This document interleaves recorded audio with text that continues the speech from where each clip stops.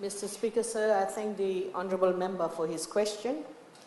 The program on housing assistance for persons with disabilities was introduced in the second half of 2018-2019 financial year.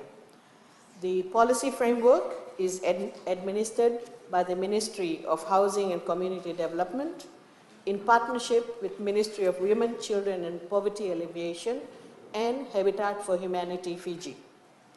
Mr. Speaker, sir, the policy is aligned to Clause 46.1 of the Rights of Persons with Disabilities Act 2018, which safeguards people living with disability the right to an adequate standard of living.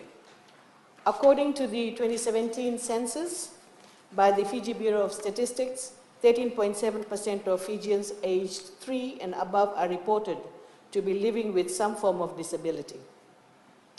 The housing program for people with disability is implemented by the Habitat for Humanity Fiji, and what they do is they retrofit homes to accommodate Fijians living with disabilities. The funding covers a variety of accessibility upgrades, including the construction of ramps, railings, grab bars, disabled-friendly footpaths, and accessible sanitation around the home. Applicants to this housing assistance must be registered with the Disability Unit of the Department of Social Welfare. Applications can be made to the Department of Social Welfare or with the Habitat for Humanity that acts as the Secretariat. The Secretariat will then visit the homes to ensure they are suitable for habitation before making a recommendation to the Selection Committee for approval.